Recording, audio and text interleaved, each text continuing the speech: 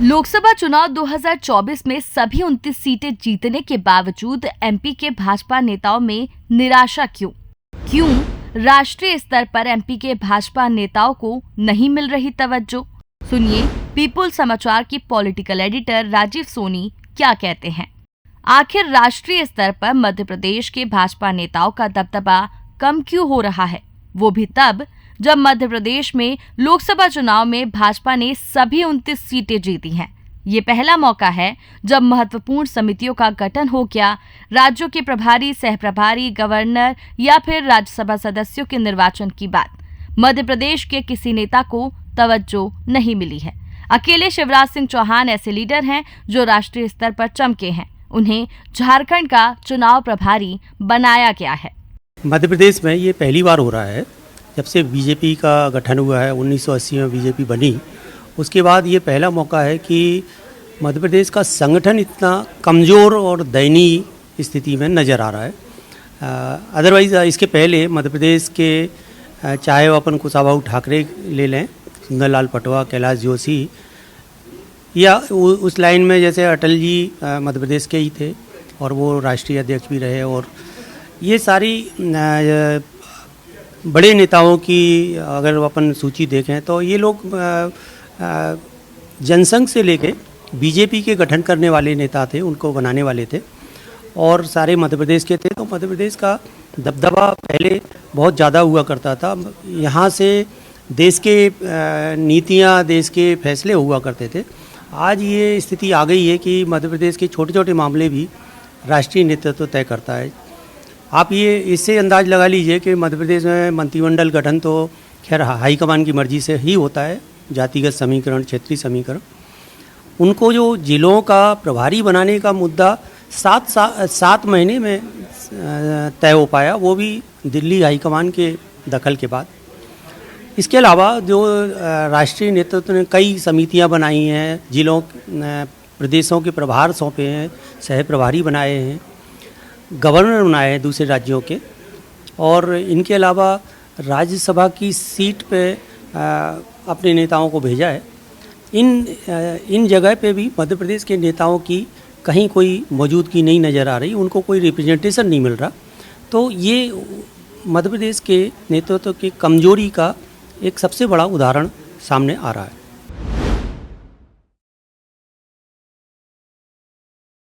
भाजपा अध्यक्ष जेपी नड्डा ने राष्ट्रीय स्तर पर सेवा पखवाड़ा मनाने के लिए पार्टी के महासचिव सुनील बंसल के नेतृत्व में 8 सदस्यीय टीम गठित की। इसमें छत्तीसगढ़ से सरोज पांडे सहित कई राज्यों के नेता शामिल हैं, लेकिन मध्य प्रदेश से नील बटे सन्नाटा। बता दें, ये समिति पूरे देश में प्रधानमंत्री नरेंद्र मोदी के जन्मदिन 17 सितंबर से गांधी जयंती 2 अक्टूबर तक विभिन्न सेवा कार्यों का संचालन और मॉनिटरिंग करेगी। भाजपा नेतृत्व की बात जहाँ तक है तो मध्य प्रदेश में अभी संगठन चुनाव की प्रक्रिया चल रही है। नए अध्यक्ष की नियुक्ति के साथ ही ऐसी उम्मीद जताई जा रही है कि दूसरे नेताओं को भी मौका मिलेगा, कहाँ किसका पुनर्वास होना है वो भी हो जाएगा, और ये हो सकता है कि पार्टी हाईकमान उसके लिए होल्ड किए हों उसने निर्णय, या बहुत से नेता ऐसे हैं कि जो कतार में हैं, पुराने नेता हैं, मूल कैडर के नेता हैं, दूसरे दलों से आने वाले बड़े बड़े नेता हैं जिन्होंने सरकार बनाने में मदद की बीजेपी की, वो ऐसे नेता भी हैं।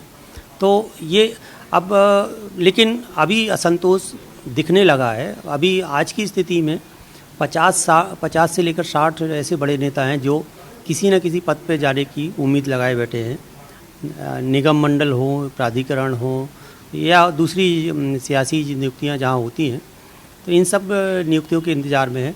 और ऐसा नहीं है कि बिना उसके हुआ हो। मध्य प्रदेश के लिए उन्होंने टारगेट दिया था कि 29 सीटें जीतेंगे, तो मध्य प्रदेश ने 100% रिजल्ट दिया। लोकसभा में, विधानसभा में भी अच्छी मेजॉरिटी से ये लोग 163 सीटें जीत के आए, सरकार बनाई।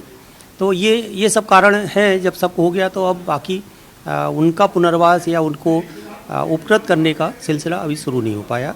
हो सकता है कि नवंबर के बाद ये भी सामने दिखे।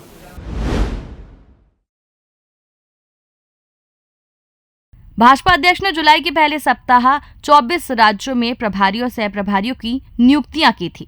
मध्य प्रदेश का प्रभार डॉक्टर महेंद्र सिंह और सतीश उपाध्याय को सौंपा गया। इसमें मध्य प्रदेश से किसी भी नेता का नाम शामिल नहीं है। पार्टी द्वारा गठित समितियों, राज्यों के प्रभारी, सह प्रभारी और गवर्नरों की नियुक्तियों में भी मध्य प्रदेश गैर हाजिर ही रहा। ये स्थिति राज्यसभा सदस्यों के मनोनयन निर्वाचन में भी प्रदेश के किसी नेता को तवज्जो नहीं मिल पाई। राज्यपालों के नाम में भी मध्य प्रदेश को मौका नहीं मिला।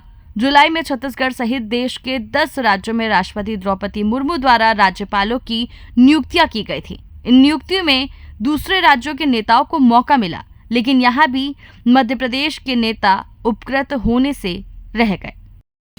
मध्य प्रदेश के नेताओं में अगर देखें तो केंद्रीय स्तर पे अभी मध्य प्रदेश के पूर्व मुख्यमंत्री और अभी केंद्रीय मंत्री शिवराज सिंह चौहान को ही पार्टी हाईकमान ने झारखंड के चुनाव की कमान सौंपी है, उनको प्रभारी बनाया है। उनके साथ असम के मुख्यमंत्री हेमंत बिस्वा शर्मा को सह प्रभारी की जवाबदारी सौंपी है और दोनों नेता बड़े परिपक्व और चुनाव विपरीत परिस्थिति में चुनाव जिताने वाले नेता माने जाते हैं।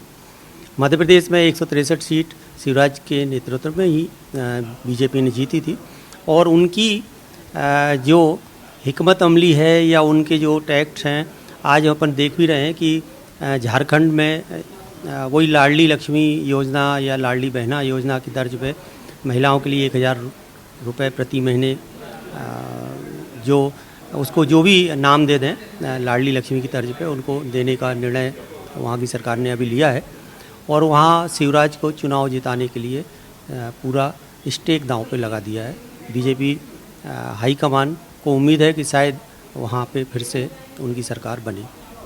न फेक न लेट, देखते रहिए पीपल्स अपडेट।